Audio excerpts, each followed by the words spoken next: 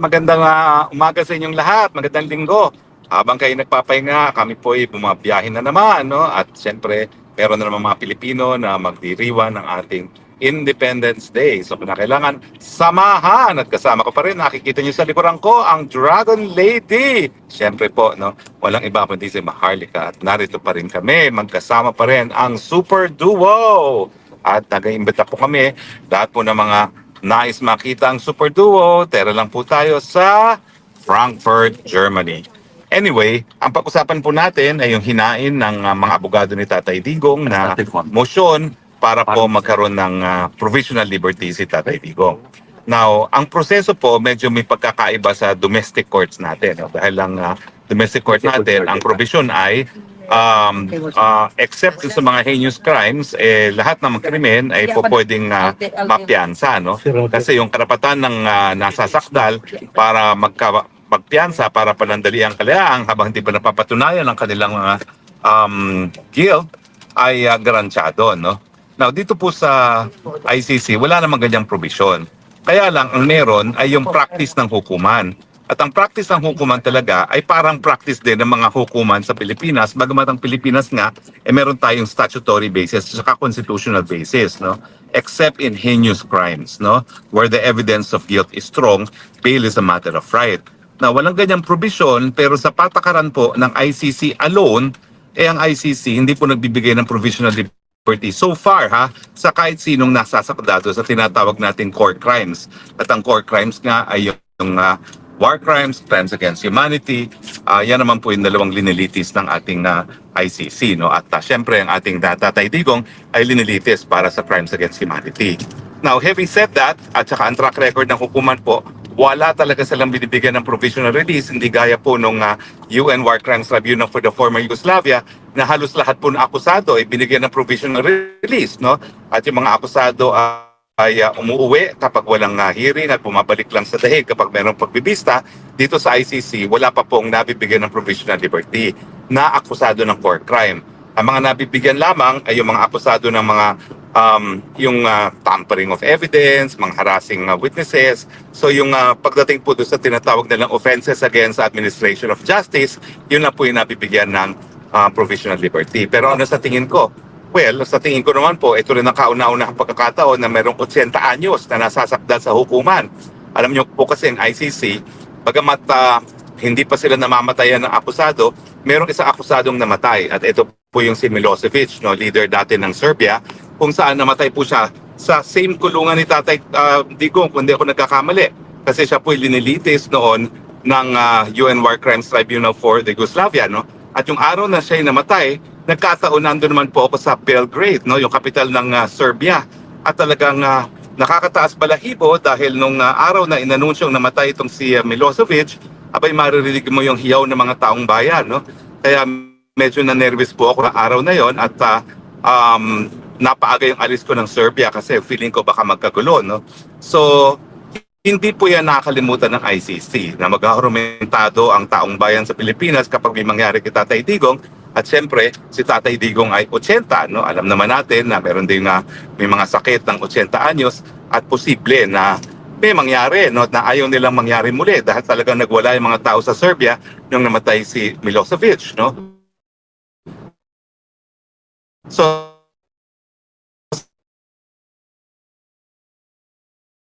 at merong sakit. Now, marami nagsasabi, saan? Well, hindi pa po nila inaanunsyo kung saan. Bakit? Naintindihan naman po natin yan eh. Kasi kilala naman natin ang mga kulto ni Joe Masison at na nagsani puwersa na sa Dilawan, no? At saka sa mga loyalista. Kapag nalaman nila kung saan yan, nako, magle-letter writing campaign na naman yan. Sisimulan na naman yung Hollander na nagpapakalat ng fake news palagi. No? Dyan sila magaling, no? Sa mga letter writing campaign para tutulan. Kaya intindihin nyo na lang kung bakit redacted or hindi inaanunsyo sa publiko yung bansa na tumanggap na sa kanya. Pero emphasize ko lang po, hindi yan Malaysia. Bagamat nanggaling doon si Inday Sara, ang speculation is doon nga magpapaprovisional liberty si Tatay Digong. Hindi po. Kasi kinakailangan, unang-una, miyembro pa siya ng ICC para meron siyang katungkulan na ipatupad kung ano may mga kondisyones na i-impose ng korte para sa provisional release, no? At siyempre, kung siya na may isang hindi na miyembro ng ICC o hindi miyembro ng ICC, walang dahilan para tumupad sa katungkulan yung bansa na tatanggap kay Tatay Digong. Ang masasabi ko ay yan ay miyembro ng ICC at siguro naman dahil sa kalagayan ni Tatay, yan ay dapat nasa Asia. Now, titignan nyo na lang yung roster ng ICC. Konti lang po ang members sa Asia. At ang mga pinaka-prominent members ng ICC ay yung bansang Japan at saka ang bansang South Korea. Kasi ang both Japan at South Korea nagkaroon na ng presidente ng International Criminal Court. No? Pareho silang nagkaroon ng mahistrado na nahalal bilang presidente ng International Criminal Court. At hindi rin malayo po sa Asia ang bansang Australia. At ang Australia palaging meron po yung judge din. Hindi lang sa International Criminal Court, pati po sa International Court of Justice, no? Sa ICJ. So, ang kaisa-isang bansa na miyembro ng ICC ay Cambodia, no? Pero hindi ko po alam kung papayag naman ng korte sa Cambodia dahil alam naman natin ang estado ng judikatura at katarungan dyan sa Cambodia, no? So, pero anyway, yan po yung mga possibilities. Bagamat hindi ko po talaga alam kung saan yan, at tanging ang legal team at ang pamilya lang ni Tatay Digong ang nakakaalam kung saan po yan. But pwede rin po yan, no? So ang mga possibilities ay nandyan ang Japan, nandyan ang Cambodia, nandyan ang South Korea, nandyan ang Australia, nandyan ang New Zealand kasi hindi na din man ganun kalayo ang New Zealand, no? Pero sa buong Southeast Asia, wala na pong ibang mapupuntahan ang Tatay Digong dahil Cambodia lang po talaga ang miyembro.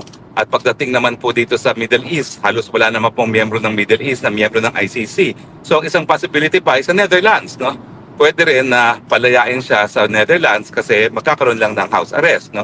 Na mas mabuti pa kasi ang prioridad ng pamilya naman, unang-una yung hindi talaga siya nalilimitahan ng movement. Bagamat kung mapapansin yung hinain na motion, no, ng mga abogado ni Tatay Digong, meron din undertaking doon na hindi siya makikihalubilo kung di sa pamilya lamang, no, na nangyayari ngayon, no, kasi bawal siya bisitahin kung hindi siya pamilya, no.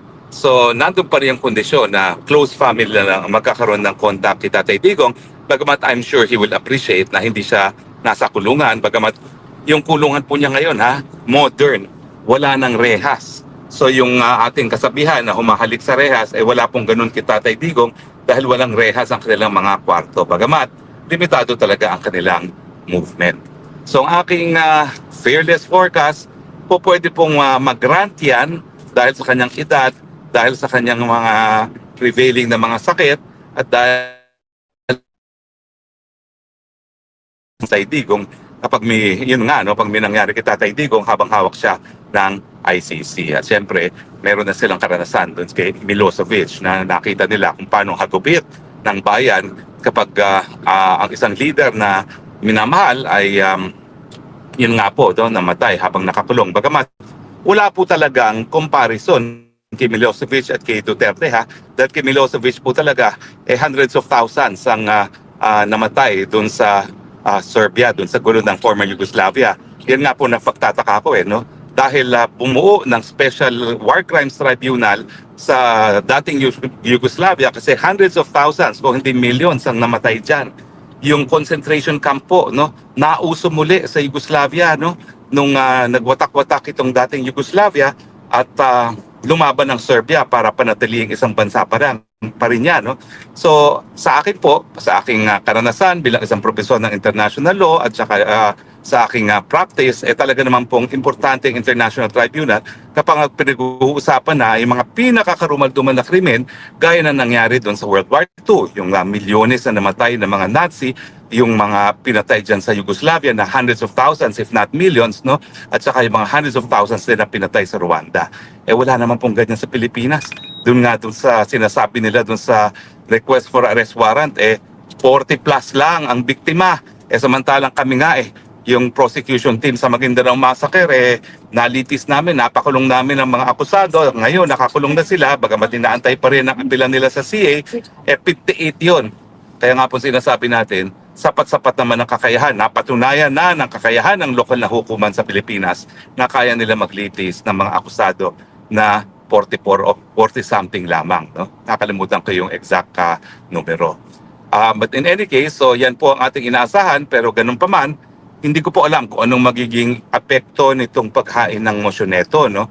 Doon sa naaproba ng proposal na magkaroon ng domestic legal remedy na na-explain ko na rin, no? Tanging si Tatay Digong at si BP Sara po ang makapag-decision dyan, no? Pero sa akin, gaya na aking sinabi naman, yung domestic legal remedy, well, at the very least, it will influence the ICC para i-release si Tatay Digong. Dahil ayaw nila na magkaroon ng encuentro between Dutch courts and the ICC. Kumbaga, bisita sa teritoryo ng Holland. Ayaw nila siyempre magkaroon ng salungat na desisyon, yung korte ng kanilang host state at saka yung sa sarili nilang hukuman. Awkward naman yun na ipapatupad ng host state yung desisyon. Siyempre, ng host country, no, at hindi ng ICC. At talaga namang wala naman laban yung ICC kapag nagdesisyon ng lokal na hukuman, no? Kasi ang kapulisan ng Holland ay kontrolado pa rin ng hudikatura, no? Samantalang wala namang sariling pulis ang ICC. Umaasa lang siya sa kooperasyon ng mga kasapi ng ICC. So sa tingin ko, pwedeng matuloy yung domestic legal remedy at yan ay isang dahilan para iparating ang mensahe sa ICC na wag nilang pupolitikahin ang kaso ni Tatay Digong. Ano bang ibig sabihin ko dyan? Kasi talagang papasok pong politika dyan dahil sa katunayan na wala na po talagang ibang kasong linilitis itong ICC kundi si Tatay Digong. Ibig sabihin, yung sweldo ng mga WES, ng mga investigators, ng mga court personnel, lahat po yan ay po pwedeng malagay sa abirya dahil kung wala ng kasong linilitis, bakit pa magko-contribute yung mga iba't ibang bansa para sa operasyon ng hukuman? Hindi po mura ang operasyon ng hukuman, ha? Parang 144 million euros kada isang taon po ang budget ng ICC na wala namang kasong linilitis kundi si Tatay Digong. At dyan po ako nagkakaroon ng alinlangan kasi baka nga sa kagustuhan nila na matuloy-tuloy ang kanilang sahod na 144 million kada taon ay ituloy nila yung paglilitis kay Tatay Digong, no? Well, ang aking forecast nga is baka mabigyan ng provisional liberty si Tatay Digong pero baka i-dismiss yung ating motion to dismiss on the basis of lack of jurisdiction. Kasi nga po, ang sinasabi ng abogado ng mga biktima ay ang gobyerno ng Pilipinas ang nag-surrender sa pagkatao ni Tatay Digong at yan ay pagkilala ng gobyerno ng Pilipinas na meron pang jurisdiction ng ICC. Now, yung jurisdiction kasi reckoned from the perspective of the state. Kaya nga po yung unang proseso dyan, ang Pilipinas ang pinakakomento doon sa motion ng prosecutor na magsimula ng preliminary investigation. At doon nga tayo natalo kasi hindi naman inargue ng Solgen noon na wala ng jurisdiction ng hukuman. Ang inargue lang nila yung tinatawag na complementarity principle na Philippine courts are able and willing to operate, no? At ang sabi naman ng hukuman, hindi mo naman inargue kung anong epekto ng paglalabas ninyo sa tratado, no? So ibig sabihin yan, inaamin mo na mayroong jurisdiction. At yung complementary naman, pwede mong ilabas dyan sa confirmation of charges, no? Pero ganun pa man, kaya rin ako yung umaasa na mapagbibigyan niyang motion to dismiss upon lack of jurisdiction dahil nga dun sa pangalawang taon na nagsimula yung request for preliminary investigation ay dahil dahil nga po nagkaroon na ng kaso na sinasabi na pwede lang magpatuloy ang investigasyon kapag nasimula ng preliminary investigation doon sa unang taon. Yan po yung kaso ng Burundi. Now, ginagamit din niya ng prosecution na pinagtuloy daw yan, kasong yan, bagamat bumitiw na sa pagiging miyembro ng ICC. Pero hindi naman inamin at in-emphasize ng prosecution ng ICC ay yung pagbitiw ng Burundi at saka yung pagsimula ng preliminary investigation ay sa loob ng isang taon pa rin. So sakop siya nung isang taon matapos magbigay ng magdeposito ng instrument of ratification na nabigyan ng apiso ang piskalya ng prosecution na magpatuloy sa preliminary investigation. At pagdating naman sa Pilipinas, malinaw na malinaw, nasa pangalawang taon na yan. Pero yun nga po, talagang delikado yung argument ng mga abogado ng mga biktima ng sinabi nila na ang gobyerno ng Pilipinas ang nag-surrender kay Tatay Digong na katotohanan naman kasi kinidnap nga ni Marcos Jr. si Tatay Digong, hindi sinunod ang Article 59 ng ICC at naging extraordinary rendition ang naging kapalaran ni Tatay Digong. At ito nga yung kukwestiyonin ngayon dapat sa lokal na hukuman. Ang issue, importante hindi lang sa Holland kundi sa buong daigdig. Once and for all, ang pangingidnap ba para di umano mabigyan ng katarungan ng mga biktima? Tama ba yan? O dapat dahil ito'y mali, hindi dapat magpatuloy ang hukuman. Talagang sa akin, importanteng madesisyonan po yung kasong yan. No? At siyempre, kapag nagdesisyon ang Dutch court na dapat bigyan ng mas malaking importansya ang karapatan ng pantao, naku, isang interesting issue na naman po para sa ating lahat yan. Sino ngayon ang masusunod? Yung headquarters agreement sa panig ng Netherlands at ng ICC na nagsasabi na dapat kuidaw ang good government of Netherlands sa lahat ng gawain ng ICC, or dahil obligasyon ng Netherlands na ipatupad at isulong ang karapatang pantao ng lahat ng tao sa kanyang teritoryo, miski hindi European, dapat bang bigyan ng mas malataas na importansya ang karapatang pantao. Sa akin, siyempre, wala pong debate dyan. Mas importante karapatang pantao kaysa just sa tinatawag na headquarters agreement, dahil in the first place, yung hukuman dapat pinapatupad din ang karapatan ng pantao. At kung sila mismo ang lalabag, bagamat ang kanilang mandato ay para nga mabigyan ng hustisya ang mga biktima ng pinakakarumal-tumal na krimen sa buong daigdig, dapat na yan. Kung ang korte na may ganyang mandato na magbigay ng katarungan sa pinagkakaitan ng katarungan, ay siya mismong gagawa ng hindi makatarungang bagay. So, inaasahan natin na mananaig talaga ang karapatang pantao, pero siyempre kinakailangan maihain yung domestic legal remedy dahil otherwise hindi naman po makakagalaw ang lokal na hukuman ng Holland. Kaya nga po kahapon, at maraming salamat po sa lahat ng mga sumuporta dito sa tagumpay na selebrasyon ng Araw ng Kalayaan para kay Tatay Digong dito po sa Dahig. Maraming salamat po sa lahat ng punta. Maraming salamat po sa lahat ng nag-volunteer. Maraming salamat kay aking partner, super duo Maharlika, at ang kanyang team from LA. Okay, si Madam Elena, si Norly, at saka umalis na si Roland pero tumulong din, no? At lahat, at si Makabayan, no? Si Jessica, ito po yung talaga yung mga responsable. At ating mga DJ, galing-galing po, libre po yung aming DJ at sound system, ha? Oo. At saka yung mga pinakamalalaking delegasyon, no? Bus-bus po, mga nanggaling sa UK, 10 biyahe. Yung mga nagbiyahe sa Paris, alam niyo ba? Yung bus ng mga taga-Paris, mga 15 sa kanila, alas 10 pa, natapos na kami, alas 5, nagpunta kami sa street hanggang alas 6. Naku, para silang sardinas po doon sa maliit kong tinitirahan, no? Pasensya na po kayo, no? At hindi tayo handa, kaya sana naman walang nagutom doon, bagamat may mga baon daw sila, no? Pero hindi ko na po sila nahaian, no? Sa food, lahat nag-volunteer po ng food, maraming salamat. At lahat po nung performers, naku, ang gagaling po ng performers, parang lahat sila professional. Oo, parang nagkaroon tayo. Ayan, nakikita nyo naman si Maram, aking Dragon Lady. Ayan na, joint broadcast na ito. Ay, napakagaling po ng ating mga talento talaga, mga Pilipino, no? Para talaga silang meron kaming professional band. Naku, talagang non-stop po ang professional band namin at non-stop ang naging dancing. Alam niyo pong importante dyan na nagkaroon tayo ng pagkakaisa dahil nga sa mga darating na araw, lalong-lalo na kung matutuloy itong resort to domestic legal remedy, ang dapat na iparating na mensahe. Si June ng UK. June Degamo, thank you. Napakaganda ng boses. Si Lucky Char. Siyempre, sino ba ito? Yung taga-Hague na kumanta. Si Venus. Si Venus. Kasi yan ang stage name niya. Ibang pangalan niya sa akin sa kanyang stage name na Venus, no? O, siyempre. But anyway, ang importansya na nagkaisa po talaga ngayon ng mga tao sa Hague at saka sa Europa dahil ang magiging sigaw na ngayon ng mga Pilipino sa Europa ay palayain pa rin si Tatay Digong, pero ito'y nakadirekta na sa gobyerno ng Netherlands. Kasi useless namang idirekta mo yan sa ICC eh. Kasi ang desisyon ng ICC, ibabase pa rin sa mga gawain ng abogado at mga pleadings at mga ebidensya. Pero yung issue ng ipatupad ba ng gobyerno ng Netherlands ang karapatang pantao ni Tatay, yan ay hindi hukuman ang sasagot. Ang sasagot dyan ay siyempre yung political organs ng Netherlands dahil sila mismo ang sasagot ng tanong, no, sa mga pangyayari. Nasunod ba ang Rome Statute o nalabag ba yung right of due process ni Tatay Digong?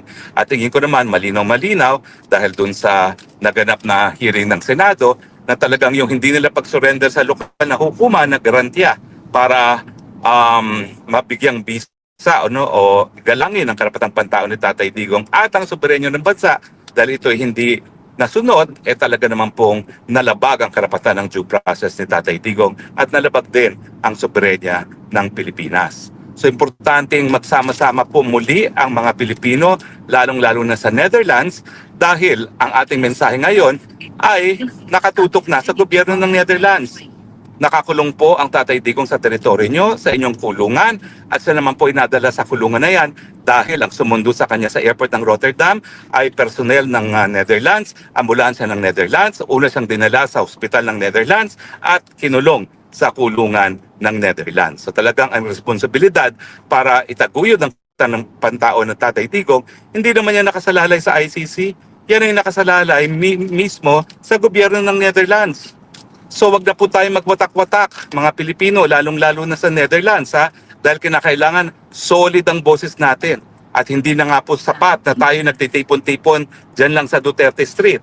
Kinakailangan magtipon-tipon na tayo sa labas ng hukuman ng District Court na siyang magbibigay at magpoprotekta sa karapatang pantao ni Tatay Digong dahil hindi nga po yan poder ng ICC.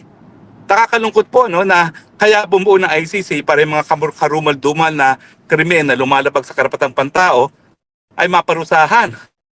Pero unfortunately, dahil ang liniliting ng mamamayan, wala namang jurisdiction ng ICC para hingin sa gobyerno mismo na itaguyod ang karapatang pantao. Talagang ang mekanismo para ang gobyerno magpatupad ng tao ay nakasalalay sa lokal na pang bansa at sa mga mekanismo na binuo para nga mapatupad ang ating karapatang pantao. At pagdating po sa Europa, yan po yung European Court of Human Rights. Kung sakali na hindi mapagbigyan ng dahil yung hiling natin na itaguyod nga ang karapatang pantao ni Tatay Digong. So, tama na po yang mga walang kwentang mga division. Tahin ako, nawala.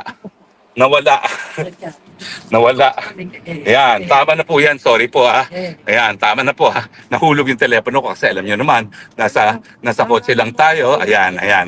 At kinakailangan magkaisa po tayo dahil talagang kinakailangan malakas ang boses natin. Alam nyo, naiinggit ako doon sa mga Palestino. Bagamat matindi talaga yung nangyari sa kanila, dahil talagang hundreds of thousands na ata ang namatay dyan, malapit na sa 100,000 ang namatay dyan.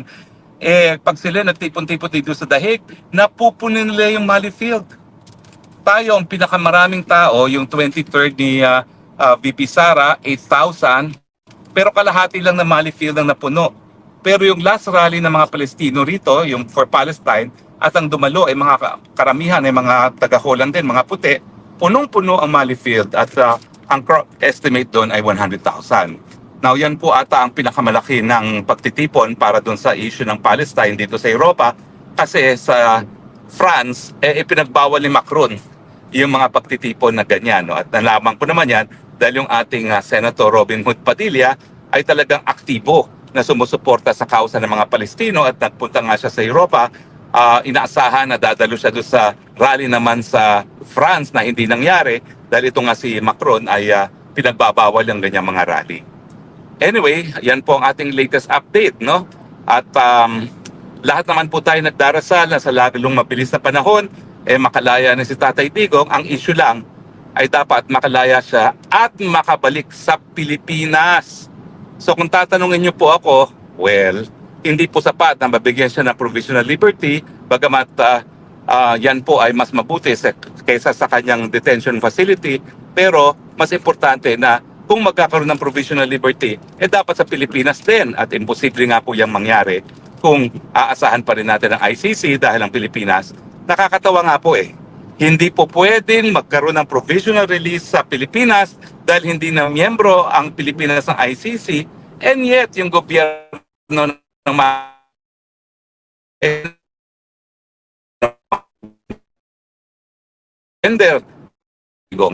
na patunay na kinikilala pa rin ng Pilipinas di umano yung obligasyon niya sa ilalim ng Rome Statute. Nakalokohan po kasi nangyari talaga politika, miski wala na pong obligasyon na makipagtulungan, abay ununahan pa ng Marcos Jr., yung ICC. Wala namang hinihinging tulong alam nyo, pag sinasabing duty to cooperate, hihingi ka muna ng cooperation. Eto, wala pang hinihingi cooperation, sinurrender na eh. Labag pa yung proseso dahil hindi nga pinadaan sa lokal na hukuman. Kalokohan naman yan talaga, oo. But anyway, so inaasahan po natin na sa lalong mabilis na panahon, magkakaroon ng remedyo. Pero ang pinarating ko lang pong mensahe kay Ma'am Hanelet, lahat po'y ginagawa ng lahat para po sa lalong mabilis na panahon, siya'y makauwi dahil alam naming malungkot at talagang masama ang loob ni Tatay Digong na siya ay nakakulong sa isang dayuhang bansa at hinuhusgahan ng mga dayuhang mga maestrado, but also because mahal natin si Tatay Digong at nais natin siyang makapiling muli sa Pilipinas, lalong-lalo na yung mga taga Davao na naghalal sa kanya bilang alkate. Sa Tatay Digong, tuloy-tuloy po ang aming selebrasyon, hindi lang po ng Araw ng Kalayaan ng Pilipinas, o hindi ang aming sigaw na dapat ikaw ay magkaroon na rin ng kalayaan at maibalik sa iyong inang bayang Pilipinas at syudad ng Davao.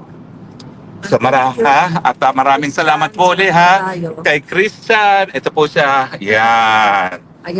Maraming salamat po, Presidente ng Maisog, Germany. Opo, maraming salamat po sa mga Maisog Europe, Maisog Germany, Maisog Netherlands, at saka siyempre mga DDS, mga original DDS, no? Well, pasensya na po ang mga kalaban ng DDS at saka ng Maisog, pero kinailangan pong panindigan namin ni Maharlika ang DDS at Maisog dahil sila naman po talaga ang sumusuporta kay Tatay Digong sa matagal ng panahon. Siyempre po, alam namin na mas marami nang sumusuporta ngayon kay Tatay Digong kaysa sa mga originals, pero hindi naman po ibig sabihin baliwalain mo na yung mga originals. Lalong-lalo na yung mga grupo naman gaya ng Maisog, bago rin naman yan. Natatag lang naman yan ng Enero ng 2024. At yan po ay social movement para sa pagbabago, no? So lahat ng nagnanais sa pagbabago sa Pilipinas, dapat sumuporta nga dito sa Maisog, no? Dahil ngayon, ang mga pagsubok natin, talaga kinakailangan lahat tayo maging maisog, lahat tayo maging matapang. Ewan ko ba, habang tayo nagdadrive, bakit madaldal ako? Usually, sandali lang ako nagbablog. Ngayon, magkakalahating oras na ako, no? So, maybe because inspirasyon ko ang Maharlika na nasa likod ko habang ako nagsasalita, no?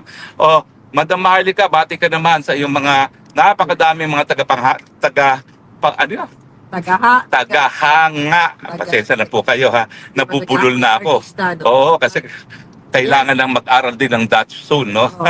Yes.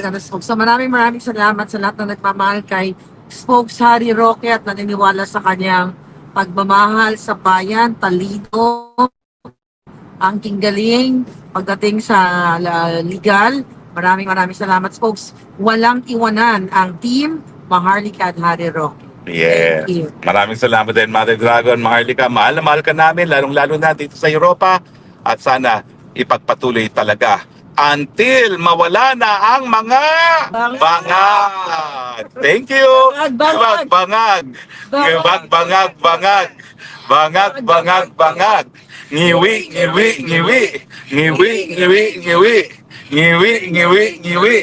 Butot. Ayan po, sa glacier, sa kotse, sa lahat ng bansa, bangag,